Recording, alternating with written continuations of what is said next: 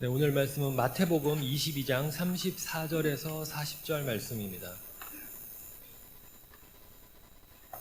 신약성경 38페이지입니다. 마태복음 22장 34절에서 40절 말씀입니다. 제가 먼저 읽고 교독하도록 하겠습니다. 예수께서 사두개인들로 대답할 수 없게 하셨다 함을 바리새인들이 듣고 모였는데, 선생님이여, 율법 중에 어느 계명이 크니이까?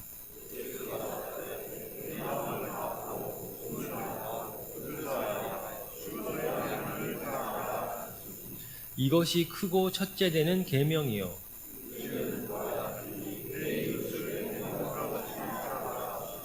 함께 읽겠습니다. 이 두 계명이 온 율법과 선지자의 강령이니라. 아멘. 시온 성가대의 찬양 읽겠습니다.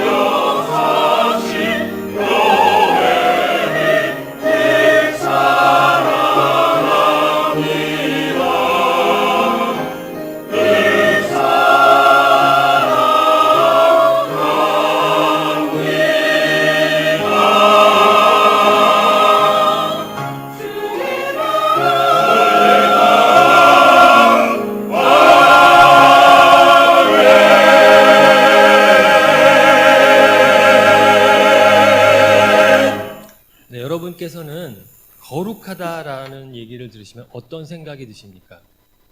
눈부신 빛이 비추고 구름이 넓게 드리워진 곳에서 천사들이 날아다니는 그런 생각을 하고 계십니까? 거룩이라고 하면 하나님과 관련된 것이고 우리와 아무 상관이 없다 거룩하다라고 생각하는 경우가 많습니다. 하지만 성경을 읽어보면 거룩은 추상적인 것이 아니라 아주 현실적이고 굉장히 구체적이라는 것을 알 수가 있습니다. 그리고 우리가 행해야 할 아주 중요한 문제라는 것을 알 수가 있습니다. 오늘은 거룩하다라는 것이 무엇인지, 우리에게 왜 중요한 것인지에 대해서 말씀을 나누어 보겠습니다. 성경 원어에서 거룩하다라는 말은 여러 가지 다양한 단어로 사용이 되었는데요. 기본적인 의미는 구별하다, 분리하다, 깨끗하게 하다, 이런 뜻을 가지고 있습니다. 그러니까 세상과 구별된다는 것입니다. 이 세상에서 거룩하다는 말은 오직 하나님 한 분께만 사용할 수가 있습니다. 하나님께서는 이 세상과 구별되시며 피조물과는 다른 거룩한 분이라는 뜻입니다. 그런데 하나님께서는 하나님만 거룩하신 것이 아니라 우리에게도 거룩하라고 명령하셨습니다. 레위기 19장 2절에 보면 너희는 거룩하라, 이는 나 여호와 너희 하나님이 거룩함이니라 라고 말씀하고 있습니다. 하나님의 백성으로서 우리에게 첫 번째로 요구되는 가장 중요한 명령이 바로 거룩하라랍니다. 하나님께서는 이스라엘을 선택하시고 그들을 거룩한 백성이 되게 하려는 그런 계획을 세우셨습니다. 하나님께서 이스라엘을 선택하신 이유는 그들만 구원을 받게 하시려고 하신 것이 아니었습니다. 먼저 이스라엘을 거룩하게 하셔서 그들을 통해서 하나님의 거룩함이 나타나서 모든 민족이 하나님께 돌아오게 하려는 계획을 가지고 계셨습니다. 하지만 이스라엘은 하나님의 말씀에 순종하지 못하고 우상을 숭배하고 거룩하게 살지 못했습니다. 그렇다면 우리가 거룩한 백성이 된다는 것은 구체적으로 어떤 것일까요? 어떻게 살면 거룩하게 살 수가 있을까요? 하나님께서 생각하시는 거룩이 어떤 것인지를 알아보려면 먼저 구약시대의 율법에 대해서 알아보면 됩니다. 왜냐하면 율법은 하나님께서 이렇게 살면 거룩한 백성이 될 수 있다라고 말씀해 주신 방법이기 때문입니다. 그러니까 율법대로 살면 이스라엘 백성들은 하나님께 거룩히 여김을 받을 수 있었다는 것입니다. 율법은 10계명을 비롯해서 모두 613계명으로 이루어져 있는데요.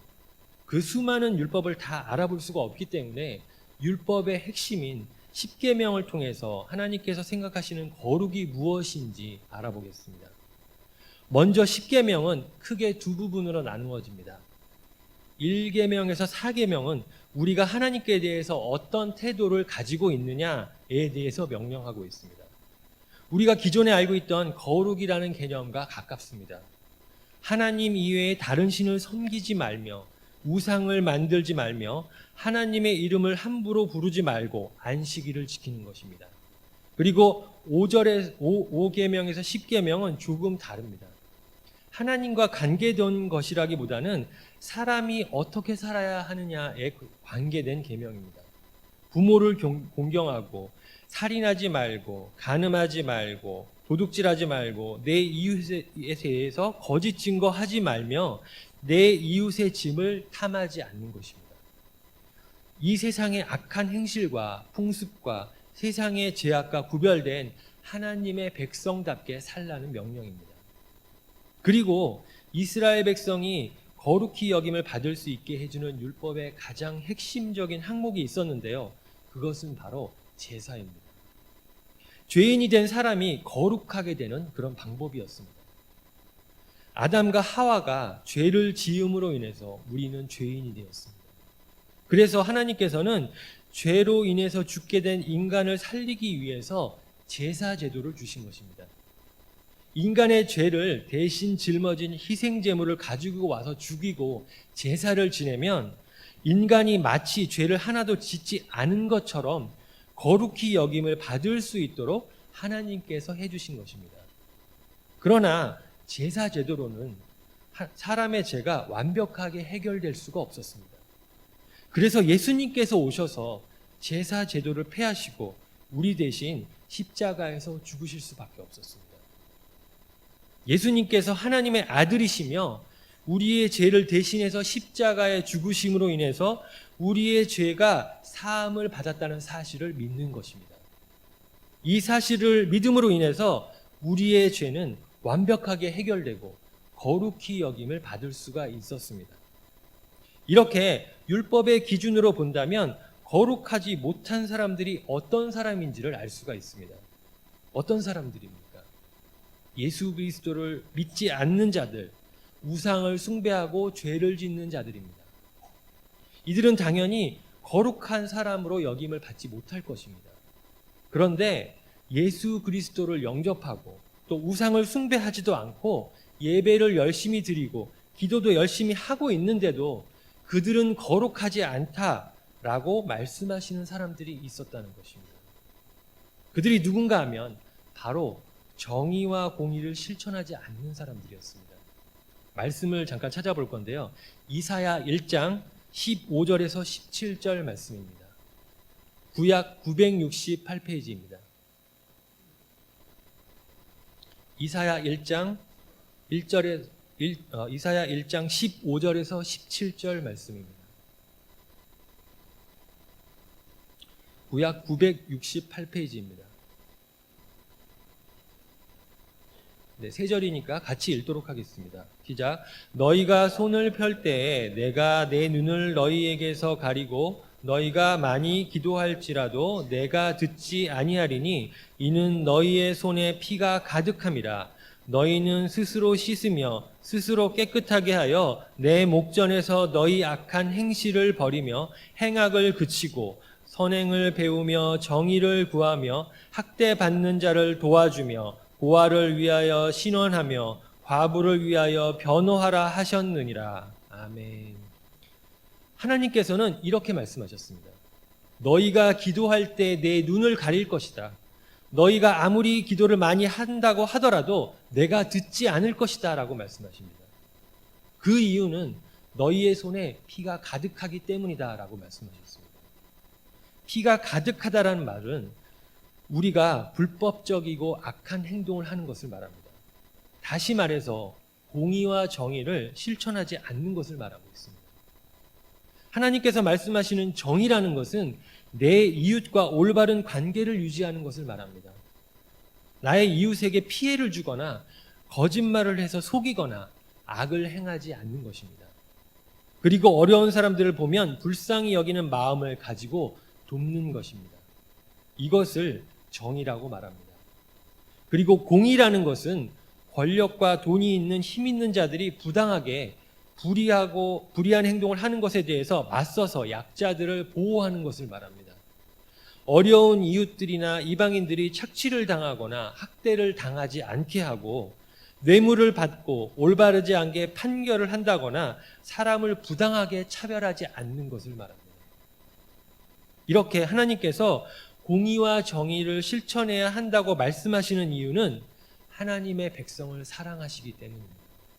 이 세상에 하나님의 공의와 정의가 실천되어서 하나님의 나라가 세워지고 하나님의 백성들이 고통받지 않고 살기를 원하시기 때문입니다. 하나님께서는 16절에서 17절에 이렇게 말씀하십니다. 너희는 정결하여라. 내가 보는 앞에서 너희의 악한 행실을 버려라. 악한 일을 그치고 억압받는 사람들을 도와주어라. 고아의 송사를 변화하여 주고 과부의 송사를 변론하여 주어라 라고 말씀하십니다. 하나님께서는 너희가 이 세상에 살아가면서 공의와 정의를 실천해야 한다고 말씀하십니다. 다시 말해서 너희들이 아무리 열심히 기도하고 아무리 열심히 예배를 드린다고 할지라도 너희의 이웃에게 불법적이고 비도덕적인 행동을 일삼거나 어려운 이웃들을 도와주지 않는다면 너희는 거룩한 자가 아니다 라고 말씀하고 계시는 것입니다. 그 당시 이스라엘에서는 사회 전반적으로 도덕적인 행위가 만연하고 있었습니다. 도덕적 행위라는 것은 나 한 사람만 이득을 얻을 수 있다면 이웃과 사회에 피해를 줘도 상관없다고 생각하는 것입니다. 나만 잘 살고 잘 먹으면 다른 사람들은 어떻게 되든 상관없다고 생각하는 것입니다. 권력이 있고 돈이 많은 부자들은 내가 힘이 있다는 이유로 또 더 가지고 싶다는 이유로 가난한 사람들을 상대로 약탈을 일삼았습니다. 그래서 17절에 억압받는 사람들을 학대하지 말아라. 그들을 도와주고 보호해 주어라 라고 말씀하고 계십니다. 하나님께서는 너희가 아무리 기도를 많이 하고 제사를 드린다고 해도 불법적이고 비도덕적인 삶을 살고 어려운 사람들을 도와주지 않는다면 거룩히 여김을 받을 수 없다라고 말씀하십니다. 우리나라 영화를 보면 가끔 이런 장면들이 많이 나옵니다. 영화에 나오는 등장인물들이 교회 집사나 교회 장로입니다. 그 사람들은 교회에서 열심히 예배를 드리고 기도하고 있습니다. 그런데 그 사람의 직업을 알고 보니까 율락업소 사장입니다. 그는 불법적인 엽서를 운영해서 큰 돈을 벌면서 헌금을 내고 사업이 번창할 수 있게 해달라고 기도하고 있습니다. 또 어떤 사람은 법원의 판사입니다. 그는 뇌물을 받고 권력이 있는 자들의 편에서 불법적인 판결을 해서 힘없는 사람들을 공경에 빠뜨리고 있습니다. 그런데 그는 교회에 나와서 자신을 출세하게 해주신 하나님께 감사드리며 기도하고 봉사하고 있습니다. 여러분, 영화에서 왜 이런 장면들이 자주 나옵니까? 세상은 기독교인들을 비웃고 있는 것입니다. 너희들이 모여서 아무리 예배드리고 기도하면 무슨 소용이 있느냐? 너희들의 말과 행동이 완전히 다른데 무엇을 보고 예수를 믿으라는 것이냐? 너희가 세상과 다른 것이 무엇이냐? 라고 조롱하고 있는 것입니다. 제가 아는 분 중에서도 교회 안수 집사님이 계신데 다른 사람들이 볼 때는 항상 기도하고 말씀을 보는 분입니다. 그런데 회사를 경영할 때는 탈세하고 불법적으로 거래하는 것을 아무렇지도 않게 생각하고 있습니다. 하나님께서는 지금 우리에게 이렇게 말씀하고 계십니다. 너희가 아무리 열심히 기도하고 예배를 드린다고 하더라도 이 세상을 살아가면서 하나님의 공의와 정의를 실천하지 않는다면 너희는 거룩한 자가 아니다. 너희가 아무리 기도하고 예배 드린다고 하더라도 나는 절대로 받지 않겠다. 너희는 거룩한 자가 되어야 한다라고 말씀하고 계십니다. 하나님께서 하신 이 말씀에 대해서 예수님은 이렇게 말씀하고 계십니다. 오늘 본문을 다시 한번 읽어보겠습니다. 마태복음 22장 34절에서 40절 말씀입니다. 신약성경 38페이지입니다. 마태복음 22장 34절에서 40절 말씀입니다. 예수께서 사두개인들로 대답할 수 없게 하셨다 함을 바리새인들이 듣고 모였는데 선생님이여 율법 중에 어느 계명이 크니이까?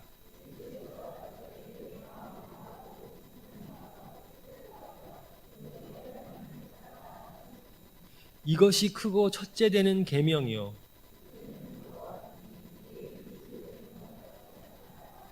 함께 읽겠습니다. 이 두 계명이 온 율법과 선지자의 강령이니라. 아멘. 바리새인 중에서 어떤 율법 교사 한 명이 예수님께 와서 율법 중에서 어느 계명이 가장 중요합니까? 라고 물어보았습니다. 예수님께서는 가장 중요한 계명은 너의 마음을 다하고 목숨을 다하고 뜻을 다하여 주 너의 하나님을 사랑하라 라는 것이다 라고 말씀하셨습니다. 예수님께서는 613계명이나 되는 그 계명에서 또 그 계명에서 파생된 수많은 계명 중에서도 가장 중요한 것은 하나님을 너의 목숨을 다하여 사랑하는 것이다 라고 말씀하셨습니다. 이 계명이 중요하다는 것은 모든 사람들이 인정할 것입니다. 하나님을 사랑하는 것은 우리에게 무엇보다도 가장 중요한 일입니다. 그런데 놀라운 것이 있습니다. 39절에 보면 두 번째로 가장 중요한 계명이 있다고 말씀을 하시는데요. 그것은 내 이웃을 내 몸과 같이 사랑하려는 계명이라는 것입니다. 그런데 40절에 보면 예수님께서는 이 계명이 온 율법과 선지자의 강령이다라고 말씀하십니다. 이 말을 그대로 풀이해 보면 이 두 계명이 그 율법과 그 선지자에게 매달려 있다라는 뜻인데요. 그러니까 다시 말하면 예수님께서는 하나님을 사랑하고 이웃을 사랑하라는 이 두 가지 계명이 구약 전체의 기둥이고 핵심이다라고 말씀하신 것입니다. 저는 이 말씀을 듣고 충격을 받았습니다. 예수님께서는 하나님을 사랑하라는 것과 이웃을 사랑하라는 것은 심지어 거의 같은 수준의 중요한 계명이라고 말씀하셨다는 것입니다.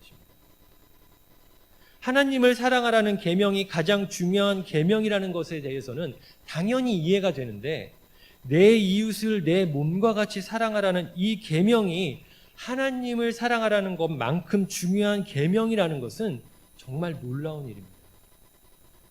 바울은 예수님의 이 말씀을 다시 한번 확인합니다. 갈라디아서 5장 14절에 보면 온 율법은 내 이웃 사랑하기를 내 자신같이 하라 하신 한 말씀에서 이루어졌다라고 말씀하고 있습니다. 바울은 모든 율법이 내 이웃을 내 자신과 같이 사랑하라라는 이 하나의 말씀 중에 다 들어있다라고 말하고 있습니다. 바울은 수많은 계명을 단 한 가지의 문장으로 말합니다. 내 이웃을 내 자신처럼 사랑하라는 것입니다. 여러분은 하나님을 사랑하십니까? 그런데 여러분은 여러분의 이웃도 사랑하고 계십니까? 그냥 사랑하는 정도가 아니라 나 자신을 사랑하는 만큼 사랑해야 하고, 심지어 하나님을 사랑하는 마음과 같을 정도로 사랑하고 계십니까? 저는 몇 년 전에 이 말씀을 읽으면서 정말 충격을 받았습니다. 예전부터 이 말씀은 많이 듣고 보아왔습니다. 하지만 단 한 번도 그렇게 중요한 말씀이라고 생각하지 못했습니다. 나도 살기 힘든데 내 이웃에 대해서 어떻게 생각을 하겠느냐. 나중에 돈 많이 벌면 그때 가서 생각할 수도 있겠다. 이렇게 생각을 했습니다. 이런 말씀을 실천하는 것은 예수님이나 테레사 수녀나 하는 일이지 나와 별로 상관이 없다라고 생각했습니다. 그런데 그날 이 말씀은 저의 마음에서 떠나지 않았습니다. 예수님께서는 분명히 이렇게 말씀하셨습니다. 너는 하나님을 목숨을 다해서 사랑해야 한다. 그리고 내 이웃도 너 자신만큼이나 사랑해야만 너희는 거룩한 사람이다 라고 말씀하십니다. 너희가 아무리 기도를 많이 하고 예배를 드린다고 해도 너의 이웃을 너 자신만큼 사랑하지 않는다면 너희들은 거룩하지 않다라고 말씀하셨습니다. 마가복음 10장을 보면 한 부자 청년의 이야기가 나옵니다. 그 청년이 하루는 예수님께 찾아와서 질문했습니다. 선생님, 제가 무엇을 하여야 영생을 얻을 수 있습니까? 이 질문에 대해서 예수님께서는 먼저 모든 율법을 다 지켜라 라고 말씀하셨습니다. 그 청년은 저는 지금까지 모든 율법을 다 지켰습니다 라고 대답합니다. 그런데 예수님께서 그 청년에게 다시 말씀하십니다. 내가 영생을 얻기 위해서는 아직도 한 가지 부족한 것이 있다. 너의 모든 재산을 다 팔아서 가난한 사람들에게 주고 나를 따르라 라고 말씀하셨습니다. 그 말씀을 들은 청년은 슬픈 기색을 띠고 돌아갔습니다. 그 청년이 이 말씀에 순종하지 못한 이유는 그가 아주 큰 부자였기 때문입니다. 그런데 여러분, 이 청년은 보통 사람이 아닙니다. 어느 누구도 따라올 수 없을 정도로 영적으로 거룩한 사람입니다. 그 수많은 율법을 어떻게 다 실천하고 살 수가 있겠습니까? 그런데 그는 모든 율법을 다 실천하고 살았다고 말합니다. 그리고 어떻게 하면 영생을 얻을 수 있는지 예수님까지 찾아와서 질문할 만큼 영적인 관심도 열정도 가지고 있을 만큼 거룩한 사람이었습니다. 그러나 예수님께서는 말씀하십니다. 모든 재산을 팔아서 가난한 사람들에게 주고 나를 따라라. 예수님께서 이 청년에게 왜 이런 말씀을 하셨는지 아십니까? 너 자신의 영적인 문제에 대해서 열정과 사랑이 있는 것만큼이나 내가 내 이웃을 사랑하고 있느냐라고 물어보신 것입니다.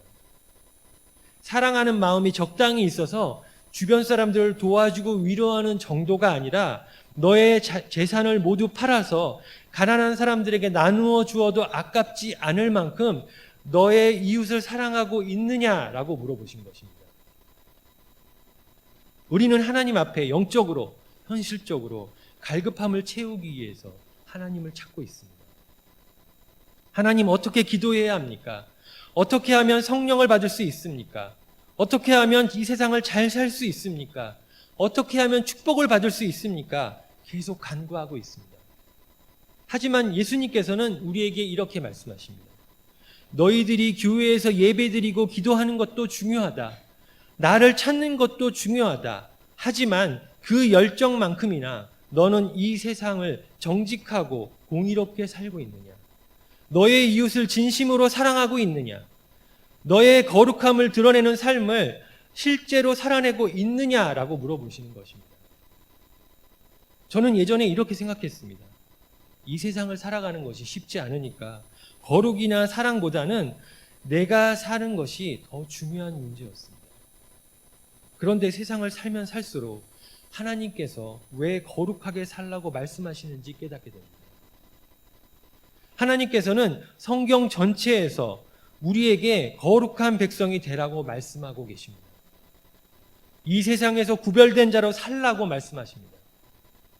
우리가 아무리 영적으로 성숙하다고 할지라도, 하나님의 대단한 일을 하고 있다고 할지라도 우리가 하나님의 거룩함을 드러내는 삶을 살지 못한다면 우리는 거룩하지 않다는 것입니다. 하나님께서 우리에게 원하시는 것은 세상과 구별된 거룩한 삶을 살고 모든 사람들이 우리를 통해서 하나님의 거룩하심을 볼 수 있도록 하는 것입니다. 그런데 우리의 문제가 무엇입니까? 예수님의 말씀대로 거룩함을 드러내는 삶을 사는 것이 쉽지가 않다는 것입니다. 내 이웃을 내 몸처럼 사랑하고 정의와 공의로 이 세상을 살아간다는 것은 쉽지 않은 일입니다. 하지만 우리가 거룩하게 살지 못하는 이유가 있습니다. 나 스스로 거룩한 삶을 살려고 노력하고 있기 때문입니다. 하나님께서는 우리에게 거룩한 삶을 살기 위해서 노력하라고 말씀하시지 않았습니다. 거룩한 삶을 살게 해달라고 기도하라고 말씀하셨습니다. 우리가 기도하지 않는 것이 문제입니다. 하나님께서는 우리가 예수님을 믿고 구원을 받았지만 아직까지 우리에게 죄의 본성이 남아있기 때문에 죄를 지을 수밖에 없다는 것을 잘 알고 계십니다. 거룩하게 살 수 없고 사랑하며 살 수 없다는 것을 잘 알고 계십니다. 그렇기 때문에 우리의 연약함을 아시고 우리가 거룩하게 살 수 있도록 하기 위한 모든 준비를 다 해놓으셨습니다. 바로 성령님을 우리에게 보내주셔서 우리 안에 살 수 있도록 해주신 것입니다. 하나님께서는 예레미야 31장 31절에서 새 언약을 주시면서 이렇게 말씀하십니다.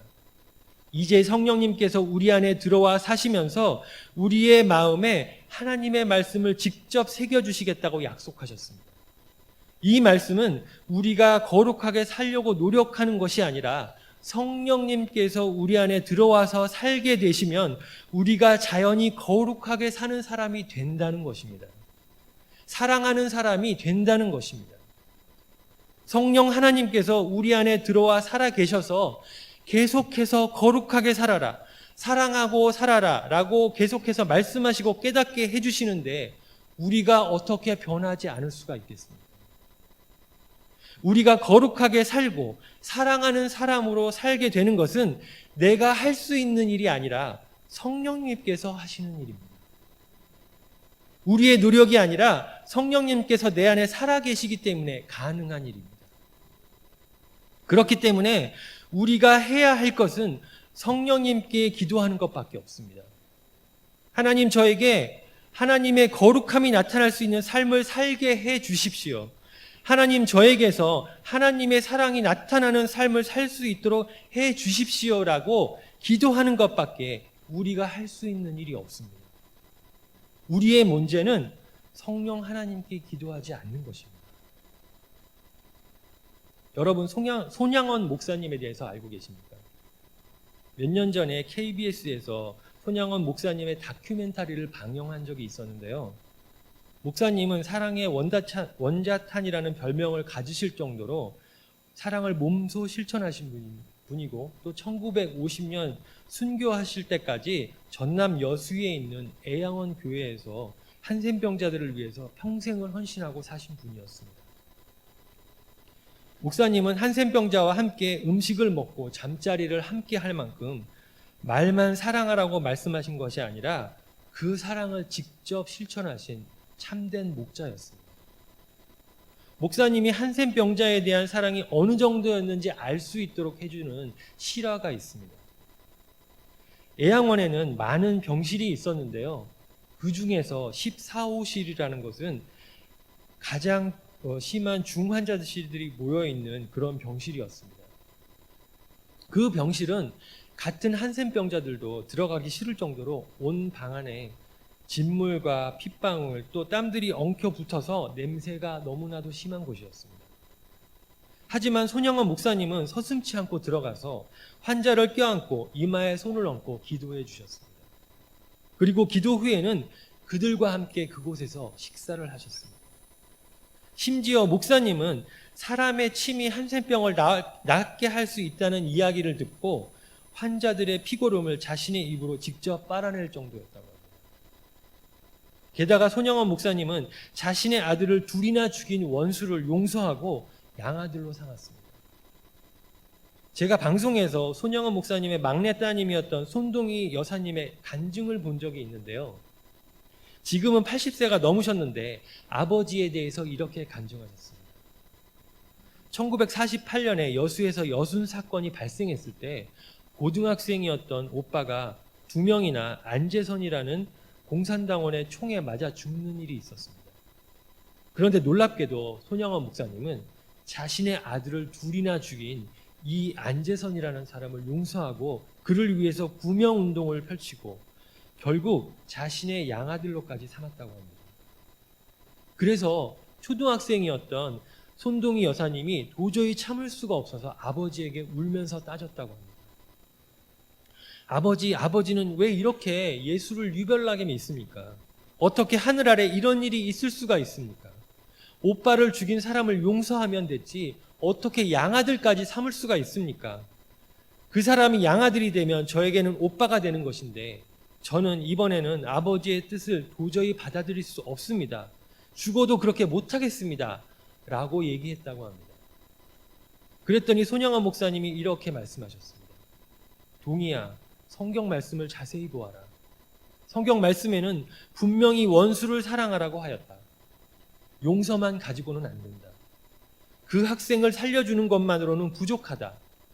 원수를 사랑하라고 했으니 사랑하기 위해서 아들을 삼아야 한다. 또 안재선을 죽인다면 그것은 두 오빠의 순교를 값없이 만드는 것이다. 라고 설득하셨다고 합니다. 손동희 여사님은 도저히 아버지의 뜻을 꺾을 수가 없어서 따를 수밖에 없었습니다. 그래서 자신의 아버지를 보면서 어떻게 저런 사람이 있을 수가 있느냐. 아버지는 인간도 아닌가 보다. 이렇게 생각했다고 합니다. 그런데 며칠 뒤에 우연히 한밤중에 손영원 목사님이 오빠들의 방에 앉아 있는 것을 보게 되었습니다. 목사님은 죽은 두 아들의 교복을 붙들고 온몸을 부들부들 떨면서 소리내지 않고 통곡을 하며 기도하고 있었습니다. 그 모습을 본 막내딸은 우리 아버지도 인간이구나. 안재산을 용서하기 위해서 저렇게까지 기도하고 계시는구나 라는 것을 알게 되었다고 합니다. 여러분, 손영원 목사님은 이 세상 그 어떤 사람도 흉내낼 수 없을 정도로 사랑을 몸소 실천하신 분이십니다. 그런데 목사님의 일기를 보면 이런 글이 나와 있습니다. 하나님, 저도 한센병자들을 보면 무섭고 힘듭니다. 그들을 볼 때 얼굴을 찌푸리지 않게 해주시옵소서. 그들을 사랑할 수 있도록 해주시옵소서 라고 기도했습니다. 목사님은 매일 하나님께 원수를 사랑하게 해달라고 기도했습니다. 매일 한센병자들을 사랑할 수 있게 해달라고 기도했습니다. 손영원 목사님도 천성적으로 우리와 다른 사람이 아니라는 것입니다. 하지만 우리와 분명히 다른 것은 사랑하는 마음을 달라고 기도하고 용서하는 마음을 달라고 항상 성령님께 기도했다는 것입니다. 여러분, 우리의 문제가 무엇인지 아십니까? 거룩한 백성으로 살지 못하는 것이 아니라, 사랑하는 사람으로 살지 못하는 것이 아니라 기도하지 않은 것입니다. 손영원 목사님도 우리와 다른 사람이기 때문에 사랑하고 용서한 것이 아닙니다. 항상 하나님께 사랑할 수 있게 해달라고, 거룩한 삶을 살 수 있게 해달라고 기도했다는 것입니다. 하나님께서는 우리에게 거룩한 백성으로 살라고 명령하셨습니다. 그런데 우리는 절대로 그 말씀대로 살 수가 없습니다. 왜냐하면 우리 안에는 거룩한 것이 아무것도 없기 때문입니다. 사랑이 하나도 없기 때문입니다. 하나님께서는 이렇게 말씀하십니다. 너희가 거룩한 사람으로 살게 되는 것은 내가 하는 일이다. 내가 너희 안에 함께 살며 나에게서 나온 사랑으로 사랑하게 할 것이며 나에게서 나온 거룩함으로 거룩함을 나타내게 할 것이다. 너희는 다만 나를 의지하고 기도하기만 하면 된다라고 말씀하십니다. 그렇기 때문에 우리는 하나님께서 우리 안에 살아 계셔서 하나님의 사랑으로 살아가며 살 수 있도록 해 주십시오라고 기도해야 합니다. 그리고 하나님께서 내 안에 살아 계셔서 하나님의 거룩하심이 나에게서 드러날 수 있도록 해 주십시오라고 기도해야 합니다. 우리가 거룩한 삶을 살아가는 것은 우리의 노력이 아니라, 우리 안에서 나오는 것이 아니라, 내 안에 하나님이 살아 계시면 하나님의 사랑과 거룩하심이 우리에게서 저절로 나오는 것입니다. 왜냐하면 하나님은 거룩하신 분이기 때문입니다. 하나님은 사랑이시기 때문입니다. 여러분, 하나님께서는 우리가 거룩한 하나님의 자녀로 살기를 원하고 계십니다. 하나님께서 이스라엘 백성들을 통해서 하나님의 거룩함이 나타나고 온 민족이 하나님께 돌아올 계획을 세우셨던 것처럼 하나님께서는 우리에게서 하나님이 거룩함이 나타나서 이 세상 모든 민족이 하나님께 돌아오기를 원하고 계십니다. 그런데 우리 안에는 거룩함이 없습니다. 그렇기 때문에 우리는 이렇게 기도해야 합니다. 하나님, 내 안에 살아 계셔서 우리에게서 하나님이 사랑이 나타날 수 있도록 인도해 주시옵소서. 하나님, 내 안에 살아 계셔서 우리에게서 하나님의 거룩함이 나타날 수 있도록 인도해 주시옵소서. 저를 통해서 하나님의 거룩함이 드러나게 하시고 그 거룩함을 보고 모든 민족들이 하나님께 돌아올 수 있도록 인도하여 주시옵소서라고 기도해야만 합니다. 우리에게 하나님의 거룩함이 나타나는 것은 우리가 아니라 성령님이 하시는 일입니다. 우리는 다만 기도하는 것입니다. 오늘부터 성령님께서 내 안에 살아계시고 하나님의 거룩함이 드러나는 삶을 살 수 있도록 해달라고 기도하시기 바랍니다. 예수님을 따라 살 수 있도록 해달라고 기도하시기 바랍니다. 그리하면 우리의 삶이 변하고 우리를 통해서 역사하시는 하나님이 나타날 줄 믿습니다. 잃어버린 영혼들이 돌아오는 역사가 나타날 줄 믿습니다. 그 기도 가운데 하나님께서 분명히 살아 역사하실 줄 믿습니다. 함께 기도하겠습니다.